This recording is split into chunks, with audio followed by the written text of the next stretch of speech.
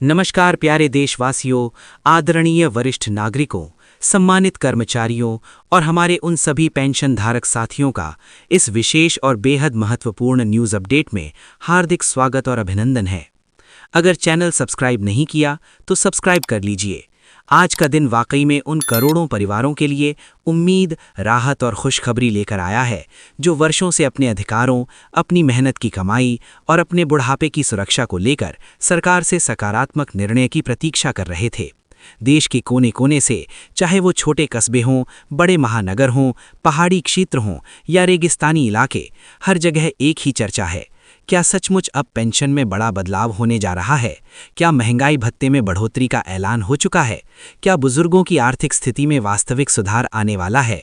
आज हम इन्हीं सवालों का विस्तार से विश्लेषण करेंगे और आपको पूरी जानकारी सरल और स्पष्ट भाषा में देंगे ताकि कोई भ्रम न रहे, कोई अफवाह न रहे और हर पेंशनधारक सच्चाई को समझ सके। सबसे पहले बात करते हैं कर्मचारी पेंशन योजना यानी एम्प्लॉयज़ प्रोविडेंट फंड ऑर्गेनाइजेशन द्वारा संचालित EPS 95 योजना की, जिसे औपचारिक रूप से एम्प्लॉयज़ पेंशन स्कीम कहा जाता है। ये योजना वर्ष 1995 में लागू की गई थी और इसका उद्देश्य उन कर्मचारियों को सेवानिवृत्ति के बाद नियमित पेंशन उपलब्ध कराना था जिन्होंने अपने कार्यकाल के दौरान भविष्य निधि खाते के माध्यम से योगदान दिया। वर्षों से लाखों पेंशनर्स इस योजना के अंतर्गत बहुत कम राशि प्राप्त कर रहे हैं, जो वर्तमान महंगाई के दौर में उनके लिए पर्याप्त नहीं मानी जाती। दवाइयों का खर्च, घर का किराया, बिजली पानी के बिल, राशन और अन्य आवश्यकताओं को देखते हुए कई वरिष्ठ नागरिकों ने ये मांग उठाई कि न्यूनतम पेंशन राशि को बढ़ाया जाए ताकि उन्हें सम्मानजनक जीवन जीने का अवसर मिल सके। हाल के दिनों में ये चर्चा तेज हुई है कि सरकार न्यूनतम पेंशन को उल्लेखनीय रूप से बढ़ाने पर विचार कर रही है। कुछ रिपोर्टों में 7,000 रुपये तो कहीं 7,500 रुपये तक की संभावित न्यूनतम पेंशन की बात सामने आई है। हालांकि आधिकारिक अधिसूचना जारी होना अभी शेष है, लेकिन ये संकेत अवश्य मिल रहे हैं कि सरकार इस विषय पर गंभीरता से विचार कर रही है। यदि ऐसा निर्णय लागू होता है तो इसका सीधा लाभ उन लाखों पेंशन धारकों को मिलेगा जिन्होंने कम से कम 10 वर्ष की सेवा पूरी की है और नियमित रूप से EPS में योगदान दिया है। ये बढ़ोतरी केवल भविष्य के पेंशनर्स तक सीमित नहीं होगी, बल्कि वर्तमान में पेंशन प्राप्त कर रहे पात्र सदस्यों को भी इसका लाभ मिल सकता है। सोचिए, जिन बुजुर्गों को आज बेहद सीमित पेंशन मिल रही है, उनके लिए यदि मासिक राशि में उल्लेखनीय वृद्धि होती है तो इसका क्या अर्थ होगा? इसका अर्थ होगा कि वे बिना संकोच के अपनी दवाइयां खरीद सकेंगे, डॉक्टर से समय पर इलाज करवा सकेंगे, घर के आवश्यक खर्च पूरे कर सकेंगे और आर्थिक निर्भरता की भावना से मुक्त हो सकेंगे। कई परिवारों में बुजुर्ग अपनी ज़रूरतों को टाल देते हैं ताकि बच्चों पर बोझ न बने। यदि पेंशन में वृद्धि होती है तो ये केवल आर्थिक राहत नहीं होगी, बल्कि आत्मसम्मान की पुनर्स्थापना भी होगी। ये संदेश होगा कि जिन्होंने अपने जीवन के सुनहरे वर्ष देश और उद्योगों की सेवा में लगाए, उन्हें बुढ़ापे में सुरक्षा और सम्मान मिलना चाहिए। इस संभावित निर्णय का व्यापक प्रभाव भी होगा। जब लाखों पेंशनर्स के हाथ में अतिरिक्त धनराशि आएगी तो वो बाजार में खर्च होगी, स्थानीय दुकानों से खरीदारी बढ़ेगी, सेवाओं की मांग बढ़ेगी और इससे अर्थव्यवस्था को भी गति मिलेगी। एक छोटे से कस्बे की किराना दुकान से लेकर शहर के मेडिकल स्टोर तक हर जगह इसका सकारात्मक प्रभाव दिख सकता है।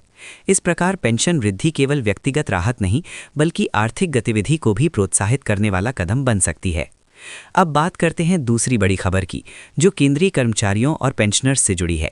ये खबर महंगाई भत्ते यानी DA और महंगाई राहत यानी DR में संभावित 4% की वृद्धि को लेकर है।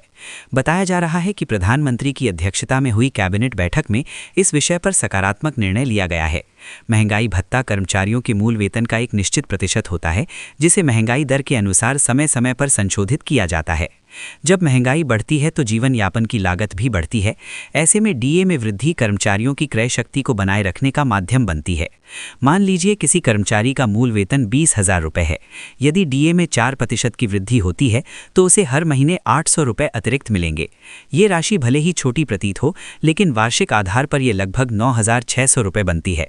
यदि किसी का मूल वेतन 50,000 रुपये है तो 4% की वृद्धि से उसे प्रति माह 2,000 रुपये अतिरिक्त मिल सकते हैं, जो साल भर में 24,000 रुपये तक पहुंच जाते हैं। पेंशनर्स के लिए भी यही गणना लागू होती है, क्योंकि उन्हें महंगाई राहत उनके मूल पेंशन पर दी जाती है। इस प्रकार ये वृद्धि लाखों परिवारों के बजट को संतुलित करने में महत्वपूर्ण भूमिका निभा सकती है। देश भर में लगभग 49 लाख केंद्रीय कर्मचारी और 65 लाख से अधिक पेंशनर्स इस संभावित निर्णय से लाभान्वित हो सकते हैं। जब इतनी बड़ी आबादी की आय में वृद्धि होती है तो उसका प्रभाव केवल सरकारी कर्मचारियों तक सीमित नहीं रहता। बाजार में मांग बढ़ती है, उपभोग बढ़ता है, उत्पादन को बढ़ावा मिलता है और रोजगार के अवसर सृजित होते हैं।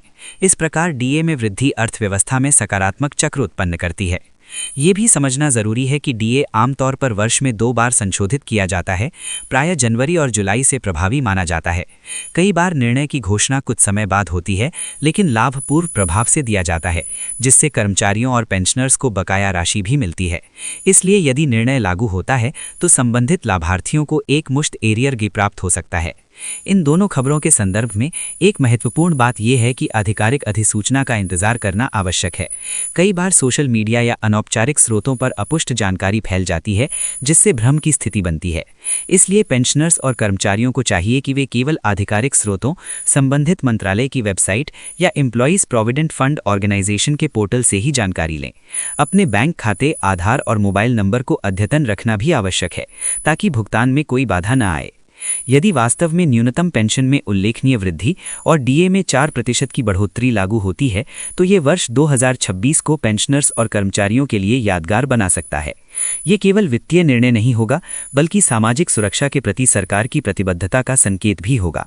इससे ये विश्वास मजबूत होगा कि व्यवस्था अपने योगदानकर्ताओं को नहीं भूलती और समय समय पर उनकी आवश्यकताओं के अनुसार कदम उठाती है। अंततः ये कहना उचित होगा कि पेंशन और महंगाई भत्ता केवल आर्थिक विषय नहीं है, बल्कि करोड़ों परिवारों की भावनाओं, अपेक्षाओं और भविष्य की सुरक्षा से जुड़े मुद्दे हैं। यदि इन क्षेत्रों में सकारात्मक बदलाव आते हैं तो उनका असर आने वाली पीढ़ियों तक महसूस किया जाएगा। हमें धैर्य रखना चाहिए, आधिकारिक घोषणा की प्रतीक्षा करनी चाहिए और तथ्यों के आधार पर ही निष्कर्ष निकालना चाहिए। आशा है कि आने वाला समय देश के कर्मचारियों और पेंशनर्स के लिए स्थिरता, सम्मान और आर्थिक सुरक्षा लेकर आएगा। जय हिंद।